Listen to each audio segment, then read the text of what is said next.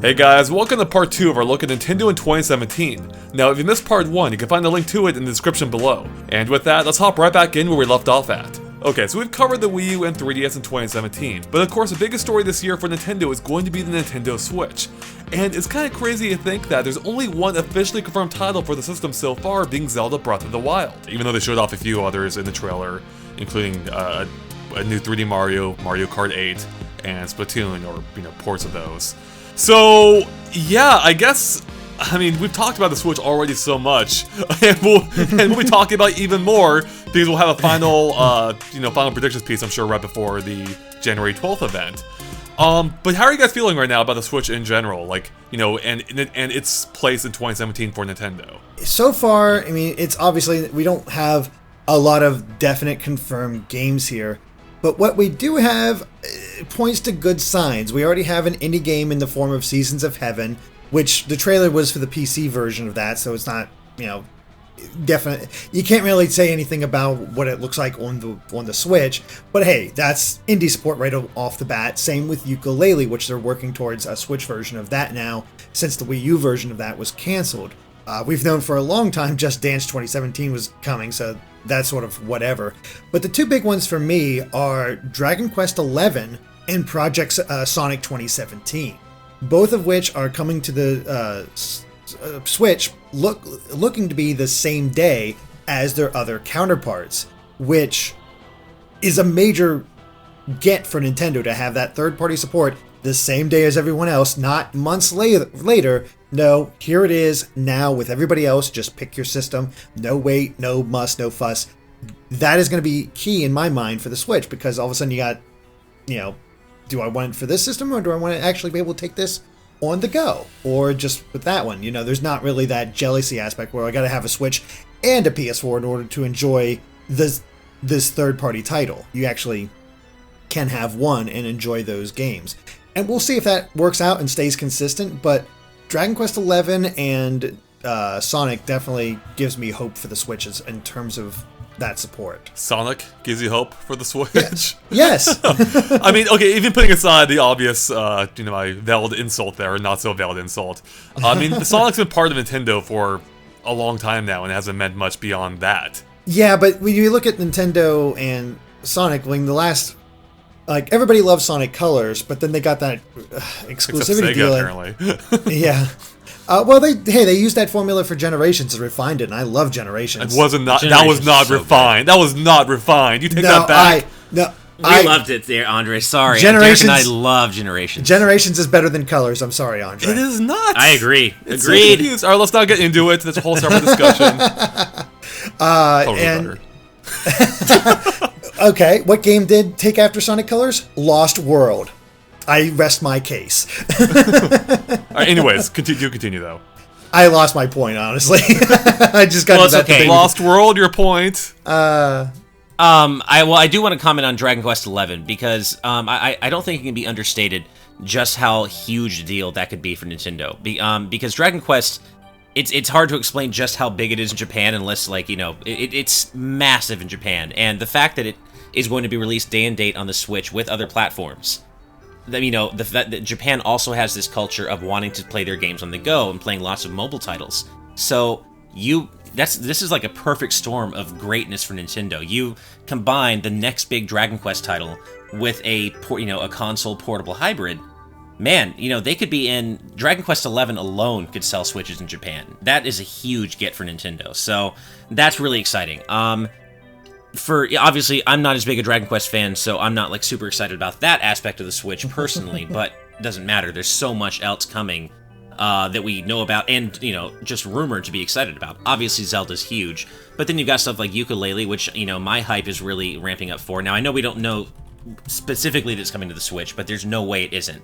The Wii U version was just canceled, but I basically know they're going to replace it with the Switch version. So there's that. Project Sonic 2017, which I'm super excited about. Obviously, we don't want to get into another Sonic debate about this, but from what I believe, the trailer says it comes to us from the developers of both Sonic Colors and Sonic Generations. So maybe all three of us will be happy because we both have these games that this new game is based on. So I'm excited about Sonic, and then we've got all these rumors and improved ports of Wii U games coming. Obviously, Smash is a huge deal to me, so that I'm super excited about that. Just in general, I'm feeling very good about the Switch's place in 2017. I feel like Nintendo is really brewing something here. I feel like the fact that they can focus on one platform and that they've kind of gotten their hands dirty with HD development with the Wii U means they're more prepared for HD development on the Switch. And not only that, they only have one console or one piece of hardware to worry about. So I do think that we're going to see, or that we're ramping up to see, a more focused, more confident Nintendo with the Switch. It just feels like that to me. I agree with all of that, absolutely. And I think I want to touch on something you brought up, which was Dragon Quest 11. 11, yeah. That actually is, I think, I think that is a big deal for Japan. Maybe not so much outside it, but right. The PS4 actually is struggling in Japan as a console. Especially relative to like how the PS2 did, right? That thing did gangbusters, and now PS4 seems to be doing well worldwide. In Japan, not so much. Except by comparison to the Wii U, which isn't saying anything. Right. I think Dragon Quest, even if the definitive version is on the PS4, but I very much doubt the Switch will be able to compete visually with the PS4. At least at this, the same caliber. Having that game be on a mobile device in Japan is huge, I think. And as you mentioned, being there day and date in Japan, that's huge, I think. So yeah. Although at the same time, though, Nintendo has to convince people that it's not worth just picking up on 3DS instead. That's true. Especially, again, in another mobile-heavy country, right. They've got to tell people, well, here's why you want Switch instead of just the 3DS, especially if people don't care as much about graphics anyway, potentially. Mm-hmm. And I think the Square Enix realizes that, because if you look at the 3DS version and what they're doing with that, it's very different from the PS4 version that we've seen, because we haven't seen any actual footage of the Switch version of Dragon Quest XI. The 3DS version has this crazy thing where the top screen is more like a more modern 3DS game, like with the graphics and whatnot, what you expect from 7 and 8 on the 3DS. While the bottom screen is much more of a throwback to the SNES days, where it's a top-down 16-bit RPG where they combine the two, and it's this crazy amalgamation where you can take this game if you want, have it for on the go, while still having this really good-looking Dragon Quest game on your PS4. And to have the Switch there to say, hey, you can get the 3DS version and the Switch version and take either one with you no matter what, that is going to appeal to Japanese gamers so much, and I think it's a brilliant idea. And even like we've been talking about 11, but there was also Dragon Quest X, which was a MMO that for some reason they released on the Wii, and then started releasing it on other consoles. But right off the bat, they're saying that Dragon Quest X is coming to the Switch. So lots of Dragon Quest support from Square Enix. These developers are well known for only picking the consoles that are the most popular at the time, which is why it jumps around so much, where 7 was on PS1, 8 was on PS2, and then rather than going to PS3 or anything like that, they went to the DS for Dragon Quest IX, which was the most popular system. That's also why they forced an MMO onto the Wii, because that was the most popular system. What they think they can get the most copies out to fans, that's what they're going to do. And that's probably also why they chose the PS4 as well as the 3DS, because they know the 3DS is kind of on its way out, and PS4 is doing the best as far as those consoles right now in Japan. Yeah. Right. It's kind of fascinating. Yeah, it really is. Yeah, I think looking at the list of rumored titles for the Switch, like, it's looking good so far. At least, definitely from a first-party perspective. The biggest question mark, as always, is with the third-party support. Dragon Quest is a great start, and there are other developers that pledged their support already, as well as some games that have been seemingly confirmed for it, which you've already touched on to some degree. But if there's anything I've learned, it's that those early lists of third parties pledging support mean almost nothing. So ultimately, I'm very curious to see not only how many games we get at the start, but how that continues through 2017. And it may not be something we can fully answer until 2018 even. We may not see developers give their full support until the Switch proves itself as a success. No, I think you're onto something there, Andre, because like it or not, Nintendo right now is entering the console market again as kind of a challenger. I mean, that may not be what a lot of people want to hear, but Nintendo really have to prove themselves again with the Wii U. Third parties got really burned on the Wii U, and because it did so terribly, the money wasn't there, and that's why they pulled out. And it's really incumbent upon Nintendo now to prove to third parties why they should support the Switch. It's not really the other way around. It really is on Nintendo to prove why third parties need the Switch. And I think they're doing a great job of that so far, and I think they're going to continue to.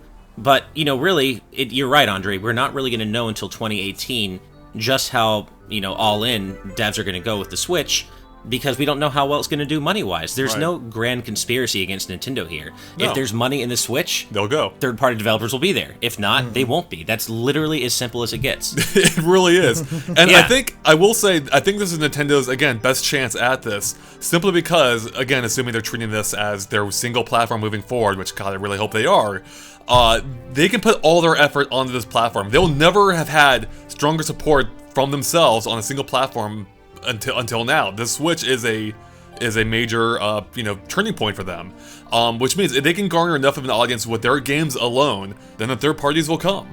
The big worry for me, as far as we've heard a lot of rumored ones, and we already have a confirmation of one game, which is Lego City Undercover.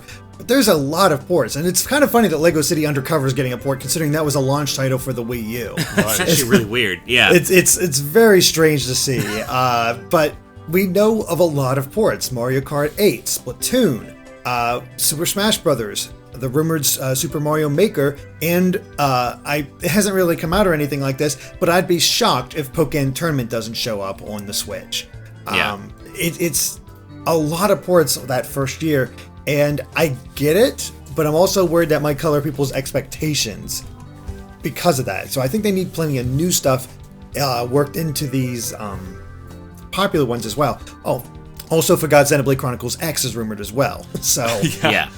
I think they really need to strike a healthy balance. You hit a great point there, Derek. They need to strike a healthy balance between ports and new games, because if they way too heavily on the port side of things for the first year of the Switch, I think that's going to kind of, sour people's expectations of the Switch's library going forward.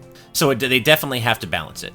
I think it's smart for them to reuse games that didn't reach that big of a demographic on the Wii U, but at the same time, it's still a bit of a risk, because it is ultimately old content, mostly, that they are repurposing to present as new, I'm guessing. We don't know how they're going to be treating these games exactly, whether they'll be treated as like ports, or whether they'll be branded as a newish type games. Like Smash Brothers, I think could get by easily just by calling it Super Smash Brothers Switch. Right? And like adding a couple new characters and calling exactly. it Mario Kart's gonna be a little bit tougher. I don't know how they're gonna market that one. We've already heard people calling it Mario Kart 8.5, and then Splatoon. I still don't know what the deal with that one is, but it looks new, or looks newish. So I have a feeling they might be able brand as a new title as well. But then if we have Xenoblade Chronicles, if we have Mario Maker, I don't know. It gets complicated. And there is the risk of people thinking this is just old content, or God forbid, people mistaking it for a Wii U. Yeah, seriously. Or people not wanting to get this content because they already got it on the Wii U. But granted, that's not as many people, so... Yeah. I mean, I think that's honestly probably the least of Nintendo's concerns, because there really isn't that big of a demographic to upset there. If they only reach the Wii U demographic, they're in trouble, so... Yeah, that's true. Yeah, exactly. I mean, I think that Wii U demographic is mostly almost completely hardcore Nintendo fans who, like it or not, are really going to be there no matter what Nintendo does. Yeah, that's kind of true.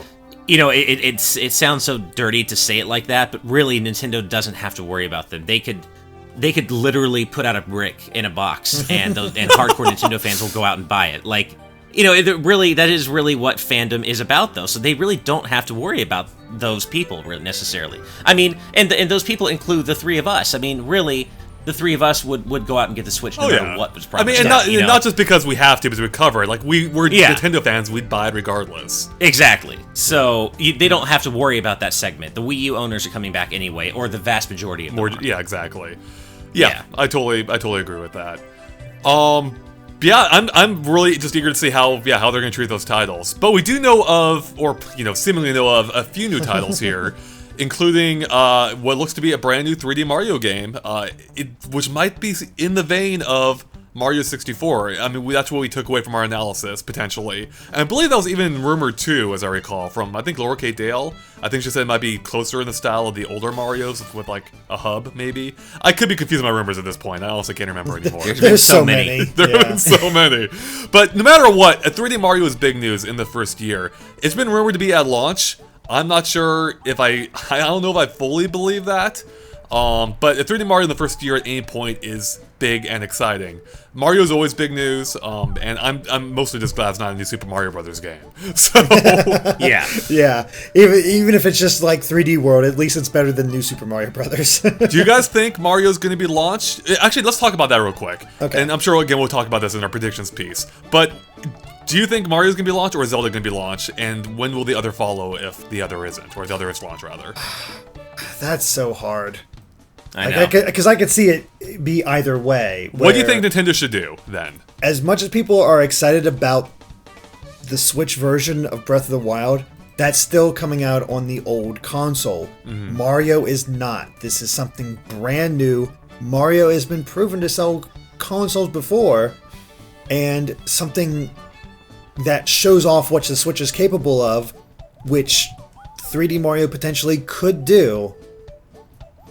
I want to say Mario would be the better bet. I'm not positive on that one, but I mean, having Zelda at launch was great for the Wii. But I also think that it wasn't the big selling point of the Wii. It was Wii Sports. It was Wii Sports, yeah. Right. So I'm not sure if Breath of the Wild would be enough. I know it'd get a lot of people interested, but for the layman, I think Mario might be the better way to go for launch for them.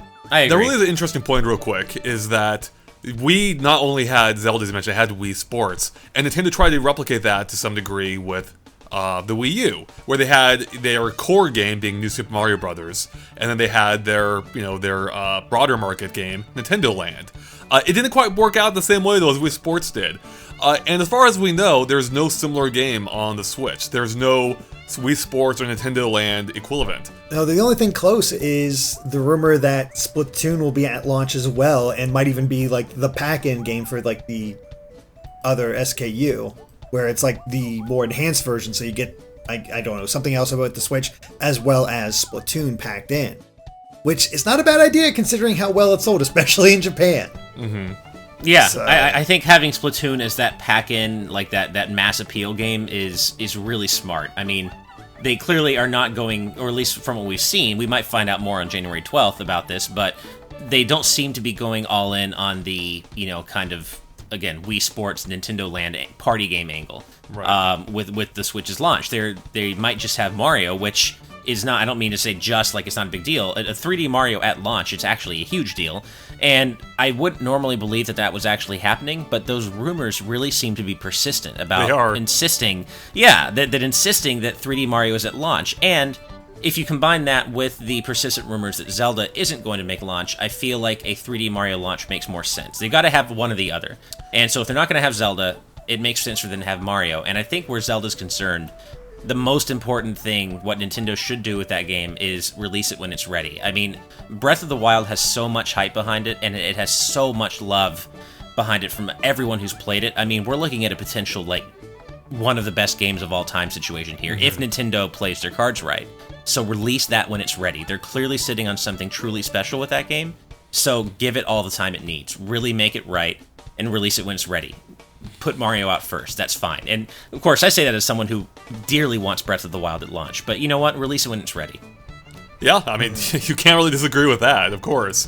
It's a little bit disappointing it hasn't been ready yet, because it's been supposed to have been ready twice before. Exactly. Yeah. I mean, at some point you do just have to release the game, and, we've seen what can happen when you don't, such as with, Kingdom Hearts 3, or, something like that. It's like, you do need to release a game eventually, but I feel like if they have Mario anyway, and that can be ready, then put that out first. That's going to be a mass appeal title. Everyone's going to love it, pretty much. And, use that to give Zelda the last, few months it needs to really make it perfect. Yeah. And we can't understate the fact that if this Mario is available at launch, this will be the first time a 3D Mario has been like that since 64. Yep.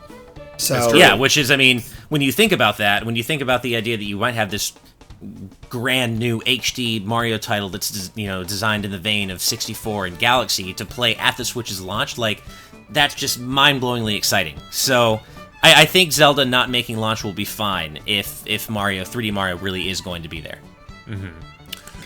Crazy idea. Do you think they'll bring back the wing cap to try to play into that 64 nostalgia? Well, we did see the hat store there, right? So That is true. Maybe. That's possible. I do love the wing cap. Yeah. I mean, this is such a baffling situation, I think, just because if Mario is in fact a launch title, if the game's not even confirmed yet. We'd be going from when they show it off on January 12th officially.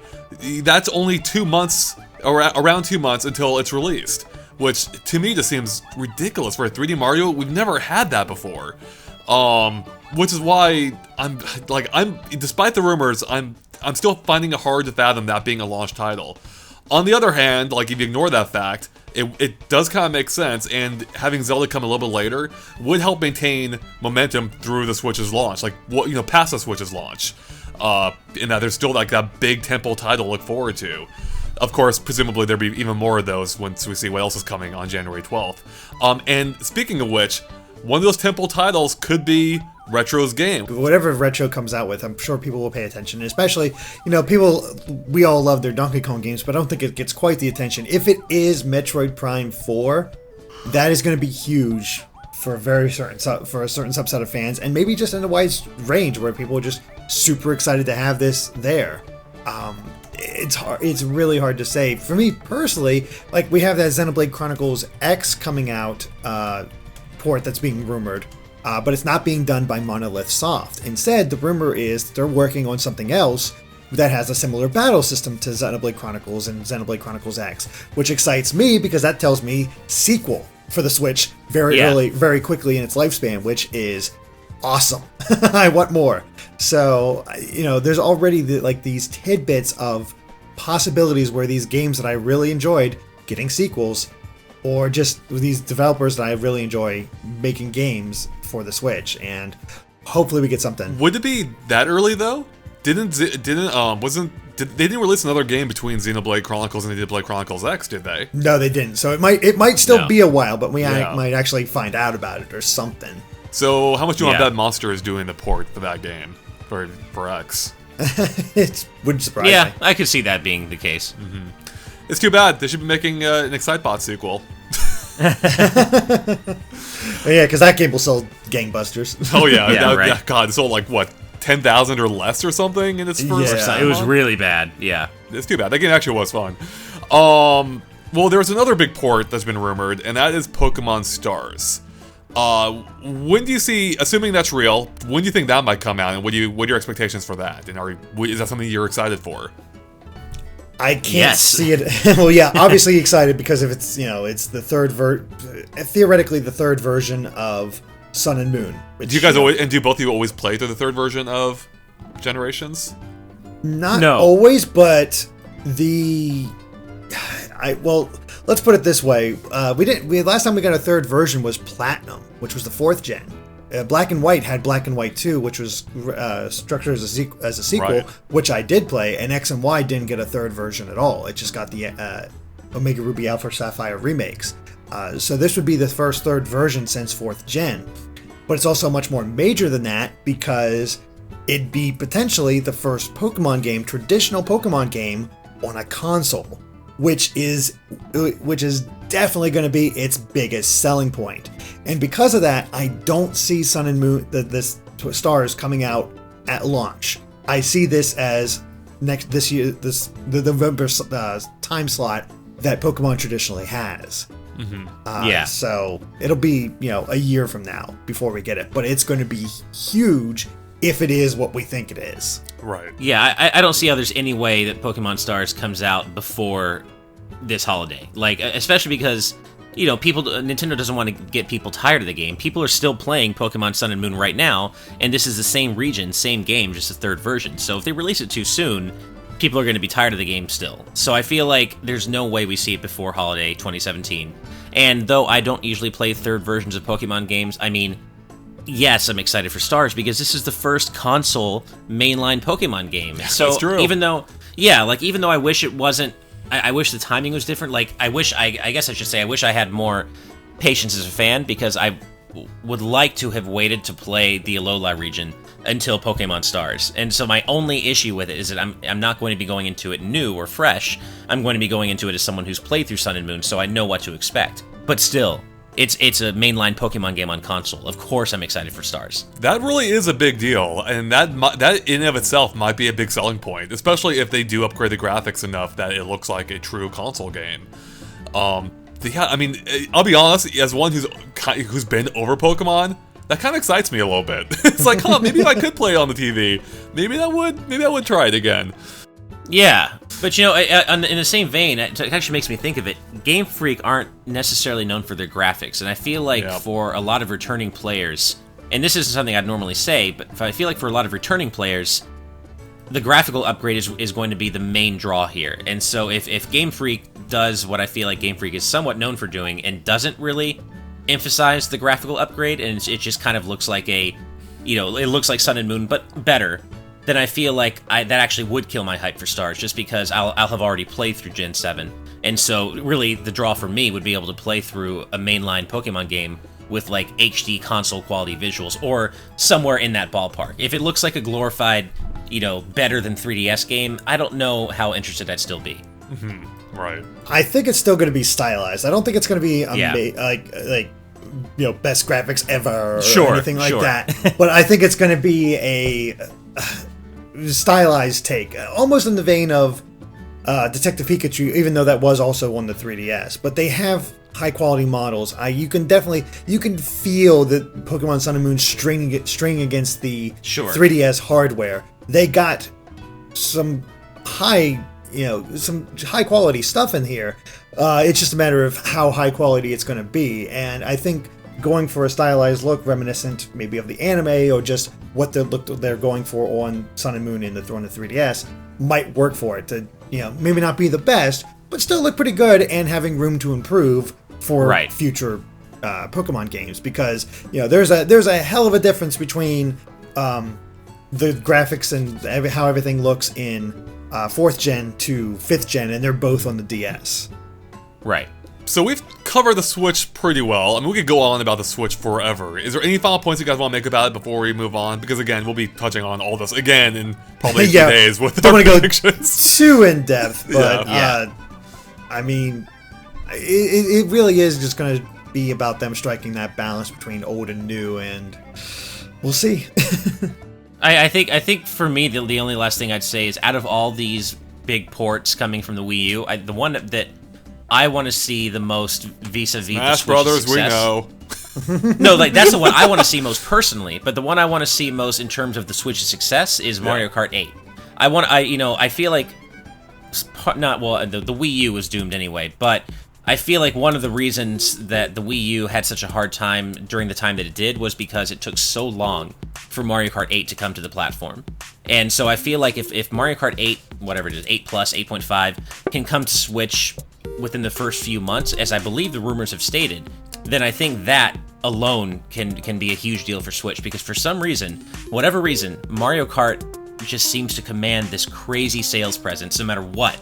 No matter how many times Nintendo releases, no matter what failed platforms it releases it on, Mario Kart continues to just be this magical series for Nintendo in terms of its sales and its mindshare and how people just flock to it. So if they can get Mario Kart 8 out sooner on Switch, much sooner than they were on Wii U, then I think that could be a big deal. But Ash, didn't you see that chart from Polygon for Mario Kart 8? It's going to be the worst selling game ever. Those Polygon's charts and pie graphs, man. Oh, they're amazing.